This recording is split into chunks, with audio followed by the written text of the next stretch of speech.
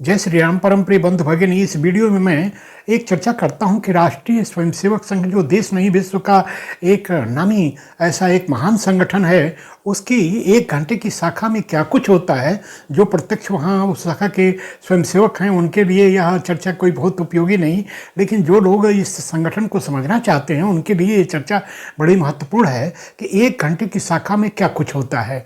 तो स्वयंसेवक वहाँ पहुँचे और अपना एक निश्चित परिधान में प्रारंभ में नेकर था, अब तो वेश परिवर्तित हो चुका है। ऐसे में संघ के स्वयंसेवक नियत समय पर संघ स्थान पर पहुंचते हैं।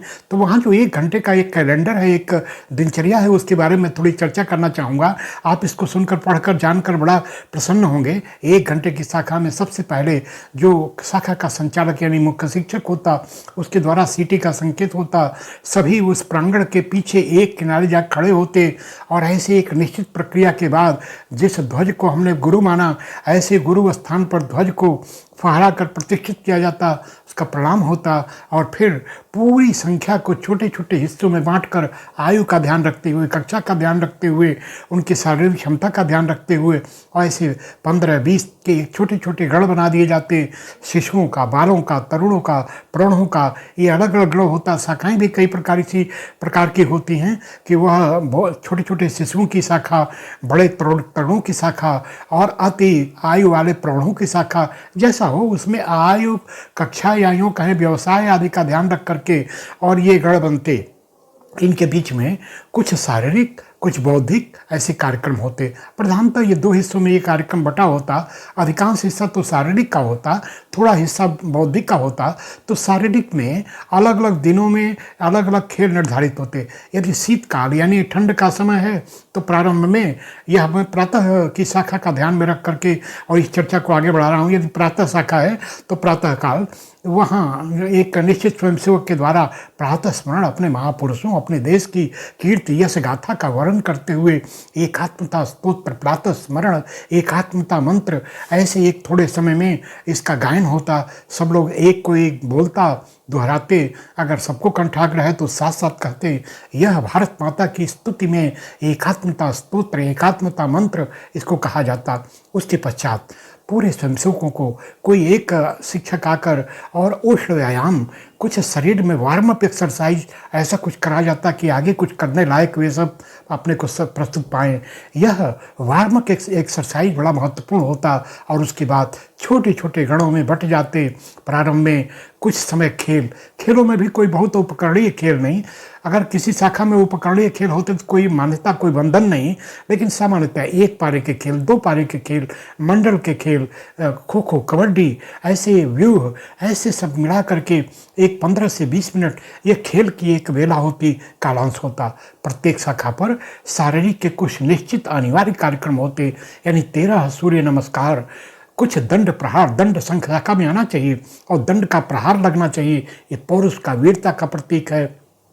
इस प्रकार कुछ सूर्य नमस्कार और दंड का प्रहार एक अनिवार्य कार्यक्रम है। ऐसे समता के कुछ कार्यक्रम अनिवार्य है। समता किसको कहा कि जिसको आप बाहर सावधान, विश्राम, ऐसे यहाँ दक्ष, आरम, 4 कदम आगे बढ़ना, 4 कदम पीछे हटना, दाएं बाएं हटना, संचलन, प्रचलन, ये सब जिस एक साथ चलना, पथ संचलन, रूट मार्च, ये सब समता का कार्यक्रम का अंग है। इससे सामूहिकता विकसित होती है।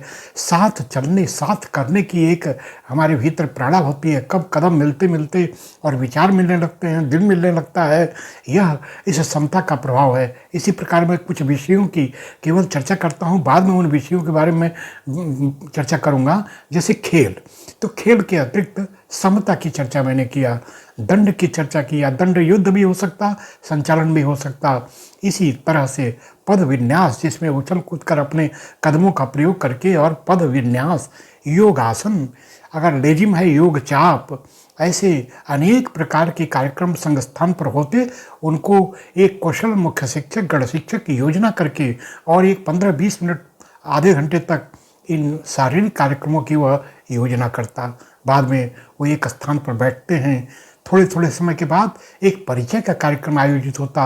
परिचय में नाम, काम, धाम, आपका नाम क्या है, आपकी कक्षा व्यवसाय क्या है, आपका घर यानी आपका निवास स्थान कहाँ है, इसके बारे में आप परिचय देते हैं। खड़े होना, दक्ष यानी सावधान मुद्रा में खड़े होकर ये 3 परिचय सबके जानकारी के लिए देना। इस प्रकार परिचय से प्रेम बढ़ता है और ये परिचय का कार्यक्रम एक के बाद एक मंडल में बैठकर यह सामूहिक रूप से होता।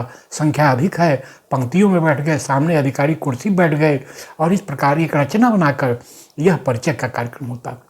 फिर तो कुछ बौद्धिक कार्यक्रमों के भी शारीरिक कार्यक्रमों की तरह से योजना होती।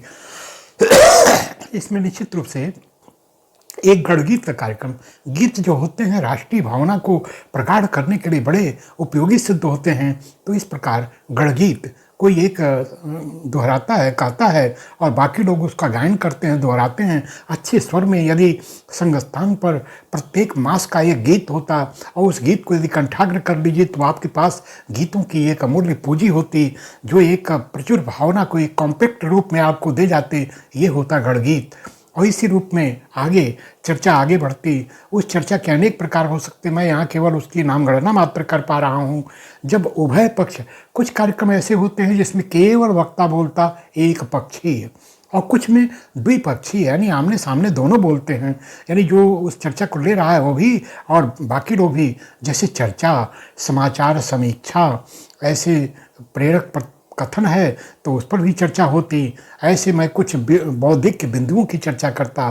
तो सुभाषित तो शाखा के अंत में होता, लेकिन ऐसा एक अमृत वचन, सुभाषित, गीत, प्रेरक प्रसंग, बोध कथा, छोटी कहानी, बड़ी कहानी, महापुरुष जीवन परिचय, ऐसे महापुरुषों की जयंतियों पर कुछ बौद्धिक ऐसे उत्सवों और पर्वों के संदर्भ में बौद्धिक देश की समसामयिक व्यवस्थाओं, समस्याओं को लेकर चर्चा, ये अनेक प्रकार के बौद्धिक कार्यक्रम होते जो स्वयंसेवकों की बौद्धिक क्षमता का विकास करते हुए समाज से, देश से जुड़ते हैं। और इस रूप में ये बौद्धिक कार्यक्रम भी एक पोषण का, एक टॉनिक का काम शाखा करते। तो इस प्रकार शारीरिक और बौद्धिक कार्यक्रमों को मिलाकर 1 घंटे का कुशल नियोजन होता और अंत में एक प्रार्थना होती। प्रार्थना यानी क्या है, तो जैसे शाखा एक तंत्र है तो प्रार्थना उसका मंत्र है। और इस प्रार्थना को नमस्ते सदा वत्सले मातृभूमि ऐसे करके 3 श्लोक, भारत माता की जय, ऐसी एक सुंदर प्रार्थना को कहकर पुनः ध्वज प्रणाम करके और गुरु के इस वंदन के बाद ये शाखा का समापन होता। बाद में जो स्वयंसेवक घर आए नहीं आए, अपने अपने उन सब गट के लोग अपने अपने स्वयंसेवकों के यहाँ जाते हैं, संपर्क करते हैं। यानी 1 घंटे की शाखा और आगे पीछे भी लगभग 1 घंटा देने की एक अपेक्षा रहती है। ऐसे टोली के कार्यकर्ता घरों में पहुंचकर एक सुंदर संपर्क का कार्यक्रम करते। यह होती है 1 घंटे की शाखा। इसमें कहीं से भी कोई ऐसी बात नहीं जो किसी से छिपा हुआ हो, बचा हुआ हो। एकदम खुला एक परिदृश्य हस्तामलक की तरह से आप 1 घंटे के इस कार्यक्रम को जान सकते हैं। और यदि आप शाखा को जानेंगे तो संघ को जानेंगे। अपने पूज्य सरसंघ चालक, तृतीय सरसंघ चालक माननीय बाला साहब देवरस जी ने एक सूत्र दिया, संघ यानी शाखा, शाखा यानी कार्यक्रम। यानी आपको संघ समझना है तो आपको शाखा में जाना होगा, शाखा को समझना होगा और शाखा को जानना है तो उसके कार्यक्रमों को जानना होगा। यानी संघ यानी शाखा, शाखा यानी कार्यक्रम। इसी 3 शब्दों में पूरा राष्ट्रीय स्वयंसेवक संघ है, कुछ और नहीं। सब कुछ सबके लिए जानने योग्य है। आप भी आइए, आपका आमंत्रण है। संघ को जानने के लिए संघ की शाखा में आइए और बिना शाखा में आए आप संघ को अच्छी तरह नहीं जा सकते।